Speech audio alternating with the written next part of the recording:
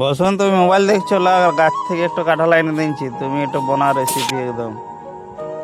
চলো তবে, তুমি কাঁঠালটা তো আইনে দিলে। আজকালের দিনে এখনকার কাঁঠাল মানে আড়াকল হয়েছে একটুকু একটুকু, সে আর ভালো লাগে এই সময় কাঁঠাল খাইতে। তো চলো, আমি কষ্ট মষ্ট করে ফাড়িয়ে নিলুম কাঁঠালটা, কেন বানাইতে পারছিলুম নাই। তারপর দেখো একটু ছোটো ছোটো করে বানাইছি, কিন্তু এটা খুবই ভালো লাগে, সেই জন্য আজ তোমার মন হয়েছে তো আমিও একটু বানাই দিয়ে অল্প কষ্ট করবো, তো খাইতে ভালো লাগবে। তো কাঁঠালের রেসিপি কাকে কাকে ভালো লাগে তো একটু কমেন্টে বলবে, কারণ কাঁঠাল যখন ইঁচড় থাকে তখন তো অনেকেই খাইয়েছো, এখন হয়ে গেল কাঁঠাল। এটা কাঁঠালের দুটো নাম, একবার ইঁচড় হয় একবার কাঁঠাল, তো এখন হয়ে গেলো কাঁঠাল। আর কাঁঠালের এই যে আমি ভুতি বলি, আমরা ভুতিগুলো বাইছে বাইছে ফেলে দিছি, কোষগুলো লিছি। আর এটা ভাজবো না তো এত টেস্ট লাগে না, যেমন বলবে মাংস রান্না ফেল। তো আজ আমি এই দেখো সব বেনা হয়ে গেল, আর আমার হাতে অতটাই আঠা লাগে নাই, তবুও আমি তেল নিয়ে নিয়ে বেনাইছি, কারণ কাঁঠালের দুধ লাগলে হাত তো চ্যাট চ্যাট চ্যাট চ্যাট করে। তো আমি ফাইলে নিয়ে বেনা হয়ে গেল। এই দেখো জল দিয়ে দিয়েছি, জলটা অল্প ভিজিয়ে দিলাম, কালো কালোলা চলে যাব, সেই জন্যে দেখো কালো জলটাও একদম কালো হয়ে গেছে। তো বটিনি বানাইছি লোহার সঙ্গে, লোহা হয়েছে বটিনটা, সেই জন্যেই তো বানাই নিয়ে এদিকে জল গরম হইতে আমি দিয়ে দিয়েছি আগুতেই। তো জল গরম হয়ে গেছে, তখন আমি এই জল গরমটাতে ছেড়ে দিছি। দেখো কষলা কত সুন্দর দেখাইছে, অল্প এলো এলো দেখাইছে।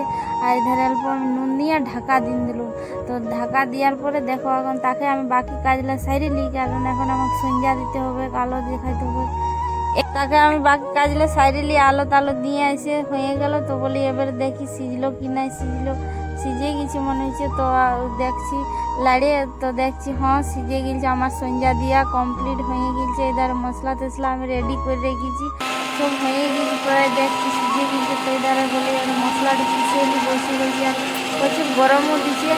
আর আমি যে এভাবে করছি, তোমরাকে যদি ভালো লাগে তো বলবে, কারণ আমি যেটা জানি সেটাই করলে অনেকে বলবে আমরা এর থেকে ভালো করতে পারি। তারপরে তো জানছো ইউটিউবে তো অনেক সুন্দর সুন্দর দেখাচ্ছে, তোমরা ইউটিউব থেকে দেখে নিতে পারো। আমি মশলা পিছিয়ে নিয়েছি, পেঁয়াজও কাটিয়ে নিয়েছি। এবারে আমার কড়াইয়ে তেল গরম হয়ে গেছে, তেলটাও ছাড়িয়ে দিলাম। তেলে আমি পেঁয়াজটা, তো পেঁয়াজটা অল্প অল্প ভেজে নিচ্ছি, নুন দিয়ে দিচ্ছি একটুকু। আর যতটুকু স্বাদ অনুসারে নুনটা দিতে হবে, কম খায় তো কম দিবে, বেশি খায় তো বেশি দিবে। তো আমার যতটুকু সেটাই দিলাম। আর এদের মশলা পিষে রেখেছিলাম, এতে সব ছিল আদা লঙ্কা জিরা, মানে যাবতীয় মশলা লাগে সেটা আমি সব দিয়ে দিয়েছি। আর এধারে অল্প অল্প লাড়িয়ে নিয়েছি, কারণ তেলটার সঙ্গে মশলা টশলা সব ফ্রাই হয়ে গেছে। আর তারপরে আমি বললে হলুদটা আগে দিয়েছিলাম না, কারণ অল্প হলুদ দিলে লাগিয়ে যায়।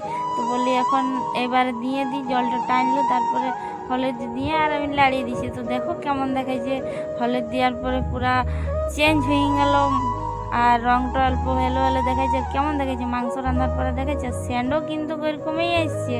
তোমরা ভাবছো খাইতে মন করছে তো অল্প চলে আসো, আর নাই তো কমেন্টে বলবে আসবে সেদিন। চলো, তোমার সঙ্গে বলতে বলতে আমার রান্না ভাজা মানে হয়ে গেল। তারপরে কলা পাতা এনে রেখেছিলাম, তো বলি আজকে কলা পাতায় দেখি খায় টেস্ট বেশি আরও লাগে। তো কলা পাতা নিয়ে নিয়েছি, সেই জন্য টেস্ট আরও বেশি বাড়িয়ে গেল। তো দেখছি এবারে খাই কেমন কি, তোমরাকে খাইতে মন করছে তো লাও একটি করে খাইয়ে দেখো। আর নাই পাচ্ছ তো বলবে কমেন্টে, আসবে সেদিন তোমারাকেও বানিয়ে দেবো। আমাকে কিন্তু খুব টেস্ট লাগছে, হেভি লাগছে মাংস রান্না ফের, কিন্তু এতে মাংসতে কাটা থাকে, এতে কাটা নেই। তাহলে মুড়ি দিয়ে ভালো লাগে মাংস রান্না, কিন্তু এটা কাঁঠাল দিয়ে মুড়ি দিয়ে ভালো লাগে। তো আমি 4টা মুড়ি নিয়ে দেখছি, কারণ এখন পেট ভর্তি আছে, তো অত খিদাও লাগে না। 4টা পারা নিলি, তো বলি দেখি টেস্ট করে তোমরা শেয়ার করি কেমন লাগছে। তো শেয়ার করলাম, তো আমাকে খুব হেভি লাগলো। সকালে নিয়ে সেটা নাকি, সেটা চিল্লি বানাই নিয়েছে নাকি?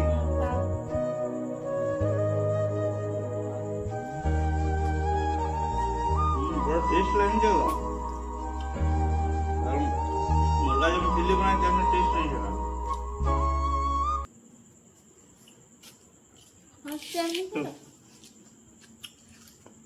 बहुत टेस्ट नहीं